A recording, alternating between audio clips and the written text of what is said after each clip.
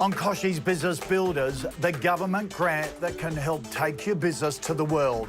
Tips and tricks to secure funding.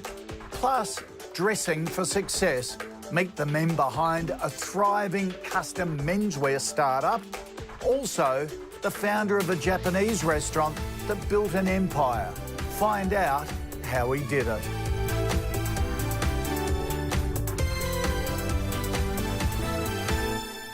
Hello and welcome to Kochie's Business Builders. Have you ever thought about applying for a government grant for your small business? There are literally hundreds on offer every year to help entrepreneurs like you grow and thrive. If you're looking to expand overseas, the Export Market Development Grant could be perfect for you. It's so popular, the federal government recently gave the scheme a $60 million top-up over 3 years. So, now you're armed with the latest news, let's visit a jewellery business in Sydney that's just applied for a slice of the funding and see how it's done. Grew & Co is a jewellery design house located in Sydney CBD. It was founded by a husband and wife team fascinated about gems. They source stones and precious metals the world over to create bespoke pieces. Now, the owners want to up their profile. Where are you seeing most of your customer demand? We've got an incredible brand presence in Australia. And outside of Australia, we do a lot of work on social media and the internet. And we've got a really high demand in the US, Asia as well, but mostly in the US.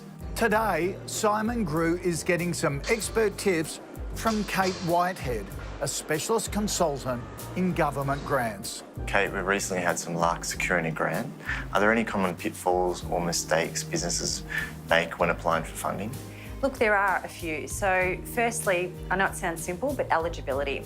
A lot of businesses can spend time and effort on putting an application together only to find out at the very end that they're not eligible. So make sure you read the guidelines and just check that the eligibility that your business is actually able to apply. The next thing is when you're applying for a competitive grant, that's when your application is compared to all the other ones that are put into a pool of funding in a particular grant cycle. The government publishes merit criterion that they're looking for you to address as part of your application. So make sure you address those merit criterion. The third thing, and this is a big thing, audit preparation. If you're applying for a grant that is audited, make sure you have all your documentation ready to go to make the audit as smooth as possible. But probably the most important thing is you've got to be in it to win it. So make sure you are across the grants that are out there. Check to see if there's anything that is open to your business, and if there is, put your hand up, put the application in. Grew & Co is certainly in it to win it. Simon and his wife have been on a mission to expand overseas. We've mostly looked at the US and UK and EU. The US has been great. They're really open to fresh ideas and new designers. They appreciate something that's been made abroad, and that adds a lot of value to them and to their experience. The UK and the EU has been very difficult. There's really high incentives for manufacturing and low taxes within the EU, so it makes it really hard to break into from an outsider. So I imagine it would have been quite an expense travelling to all those overseas markets and trade shows? It is. It's a really big commitment. There's travel, there's trade events, there's publicity, promotions that go within that. So the costs do add up, but it's something that once you start, you really need to keep going, keep pushing. So looking ahead to the future, where do you want to see the business in the next 5 years? We'd love to be the market leaders within Australia and also sort of ambassadors for Australia within New York. Hopefully we'll be able to have our own store in New York City one day.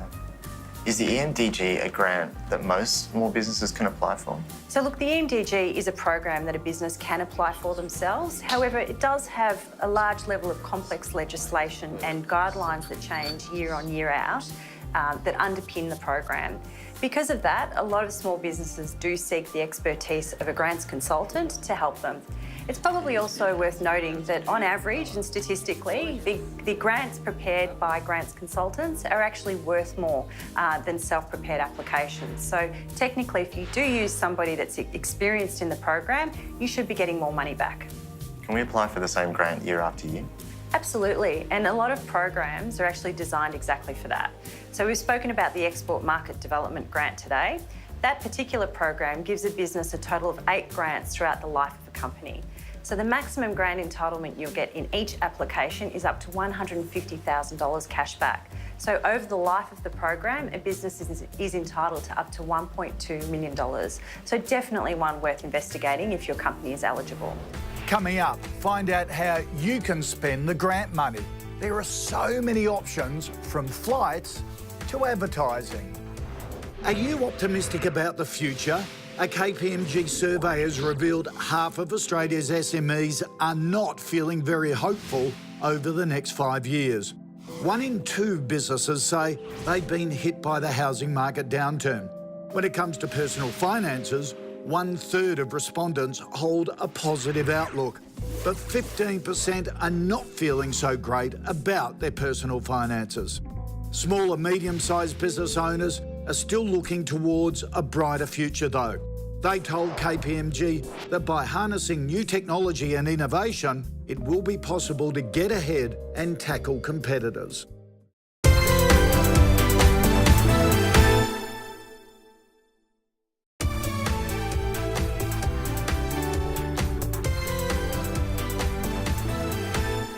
Hi, I'm Fred Chibesta, co-founder of Finder.com.au, and I love small business. You're watching Kochie's Business Builders. Today, a jeweller is getting advice on a government grant to help expand overseas. The Export Market Development Grants program provides reimbursement for export promotion, and it's open to businesses with an annual turnover of less than $50 million. So, pay attention.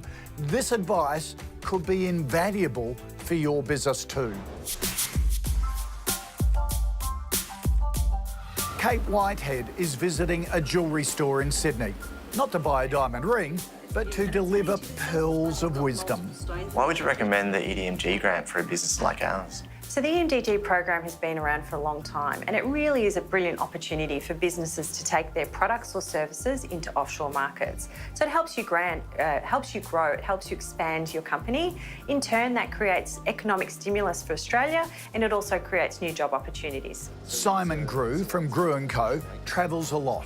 He's been attending trade fairs in the US to get his bespoke jewellery business known and hopefully loved. So what's the process been like navigating the US in general?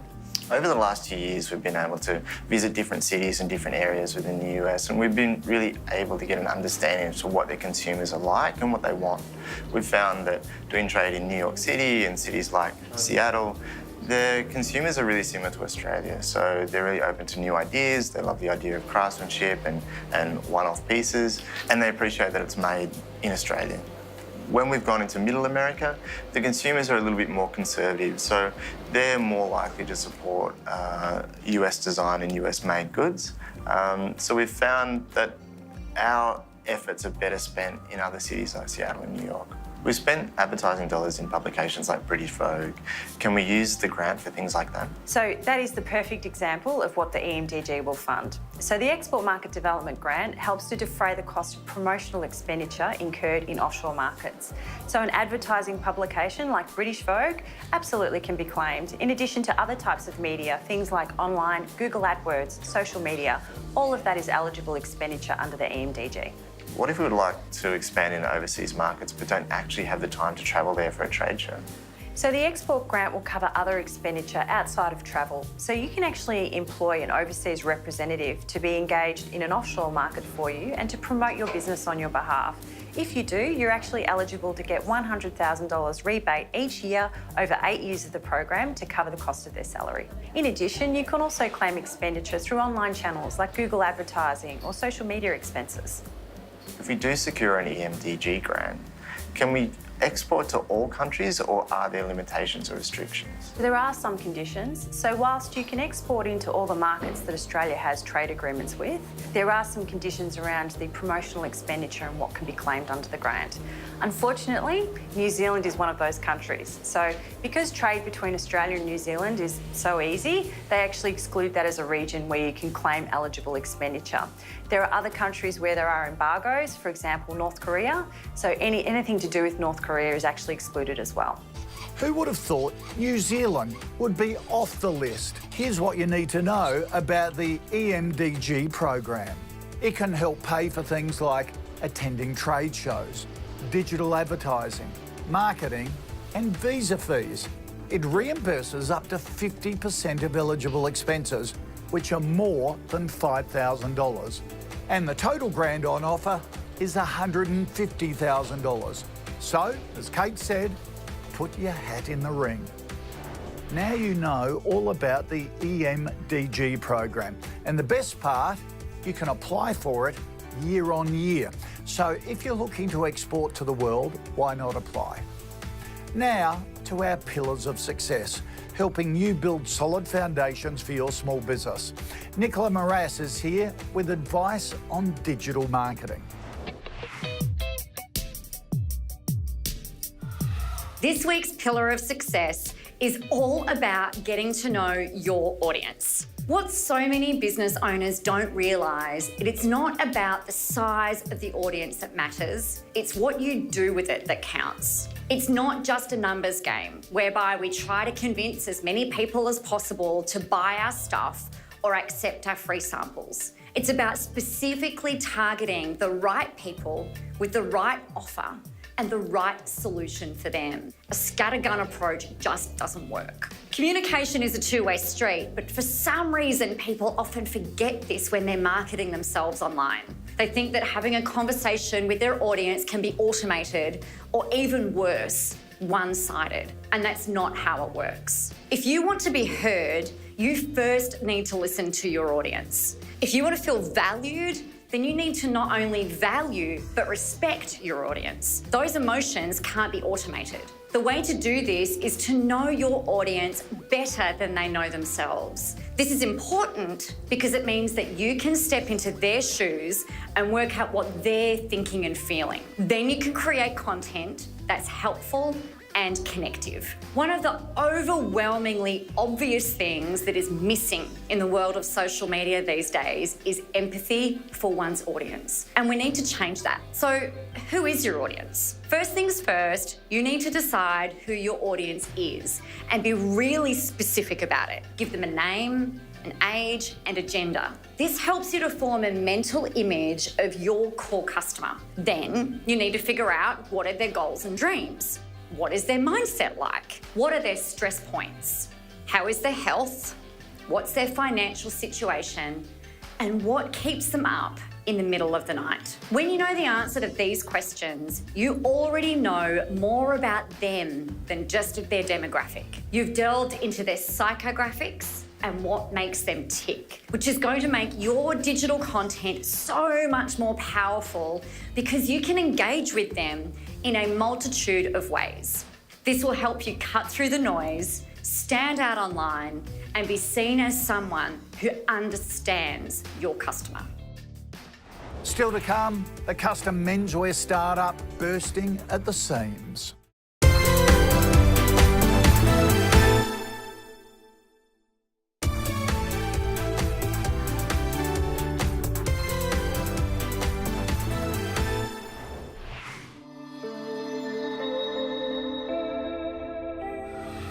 Hi, I'm Rob McGowan, co-founder at InStitch, Australia's largest custom menswear provider, coming to you from our George Street showroom here in the Sydney CBD. These are my 3 top tips for success. The first is listen to your customers. That means paying attention to feedback or reviews that are good or bad. My second tip is don't be afraid to ask for help. That could mean going to friends, family, mentors, or business advisors. They'll always be willing to give you a hand if you've got something in mind that you need help with. My third tip is that single tasking can be a superpower. That means paying attention to one task or project at a time can lead to greater productivity in the long term. So they're my top 3 tips for business success. I hope they help you on your business journey as much as they've helped me. Now to a restaurant that prides itself on serving Japanese cuisine like you've never had before. Kobe Jones is inspired from the best of East and West. But while it's etched its mark in both Sydney and Melbourne, the founders have always known the importance of being innovative to keep customers coming back for more. Kochie Jones was originally developed by two colleagues of mine, a gentleman called Ken Suzuki from Japan and another chef called Gerard Wallace, who I worked with in a previous iteration or a previous life. They ran a business called Wasabi Sake Bar in the Philippines. It worked so well in the Philippines. Gerard came and saw me when I was an industry consultant and said, look, we want to bring this concept to Australia. We searched for the original location, which was actually in this location, but a smaller proportion of the restaurant. And in 2003, we finally got it opened on the 2nd of January, actually. And from there, it's just gone, we'd like to say, from strength to strength. We've grown from one operation into 5 and just taken the concept to different levels to now include teppanyaki as well. And it's met the market. And we sort of estimate that we've probably served somewhere in the range of 1 million people since we've opened. So we're proud of where we are. We took over a restaurant called the Rocks Teppanyaki, which is a Sydney institution, been around since 1992. And we had an additional space in this restaurant. We wanted to Kochie Jones or Kobe-fi teppanyaki. So we did some research and I travelled to a specific manufacturer in China and said, look, we want to create something that's never been done before. We want a teppanyaki table that seats 40 or 50 people. And he looked at me and he said, well, why do you want to do that? I said, because that's what we do, something that's never been done before. We used the most up-to-date induction technology and came up with a teppanyaki table. And by the time we finished designing it, it came in pieces that each weighed about 1.5 tons. And when we finally put the first of the teppanyaki tables together, all up, it ended up weighing about 11 tonnes with the stone and all the facade. Kochie Jones has always been about shared dining, what we call Grey's dining. It's always been about sharing great flavours with colleagues, friends, family, in an environment that's casual, exciting and unexpected, so that when you put the food in your mouth, it's not something that you're expecting to eat or taste that way. What sets Kochie Jones apart is that we offer something that is not mainstream. And we are both traditional Japanese and an East meets West concept, which is a really hard thing to find. And because we're about protecting the Japanese core of the menu and the Japanese core cuisine, it's always different. 15 years is a long time in the life cycle of any business. Some people will tell you it's 5 years, some people will tell you it's 7. The key is to focus on what is core to the business. At Kobe, those core concepts are quality. Quality is simply not negotiable.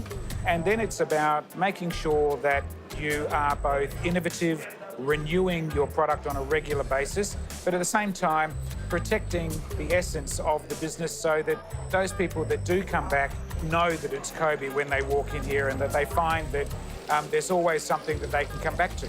They say in industry that if you don't know who you are, don't be surprised if your customers don't know who you are. So we're very focused on being true to ourselves, which means that, dining at Kobe is not necessarily an experience you want to rush. You want to be able to come in here and savour the different flavours, take the time in order to expand the experience and have the full experience that you can have. The best piece of advice I've received from the many people that love to give me advice is quality first, and businesses don't succeed if they're cost-focused. Businesses succeed on quality focus. And quality is a marathon and it's a run with no end. So you have to want to do it every day and you have to be dedicated to the game. Interesting advice. It's so easy to get caught up in the cost of running a business, but if you aren't delivering a quality product, you risk losing customers. Still to come, word on the street. We'll ask small business owners what they really think.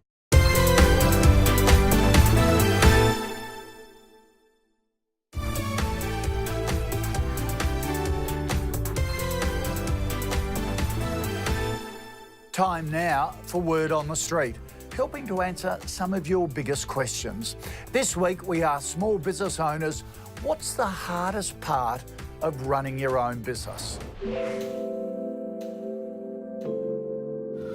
hardest thing about running your own business is probably the time. It's the long hours and the overwhelming amount of things you've got to do. Time, there's just never enough of it. There's so many hats to wear when you run a small business and you have to be across everything. So trying to fit some personal time or some rest in there is a really hard thing to manage, but it's something that we have to commit to. So I work with my wife. which is not the hardest part, it is the best part, but being able to leave business at the door, and especially for us, we wake up and generally the first thing we talk about is Frank Body, and it's generally the last thing we talk about at night. Now for Ask Kochie, where you send me in a question, I do my best to answer it. Hi Kochie, my name is Natalie Scanlon and I am the founder of an international copywriting agency called Written Communications. The business is going really well and it is moving a lot faster than I anticipated. So I've run into a little bit of a dilemma where I can't keep up with demand, and now I have clients that are based internationally, everywhere from Asia to America and Europe. I was wondering, how do I move from being a sole trader to someone who has employees and is potentially a company, given that I am about to scale up? For my answer to that question and more, visit our Facebook page every Tuesday from 12:30 Eastern. And of course, feel free to throw me any questions you might have too. Coming up next week, we visit a signage company looking to get a much-needed extension off the ground. And don't forget, you can catch up on this episode and plenty more at kochiesbusinessbuilders.com.au. See you next week for more Kochie's Business Builders.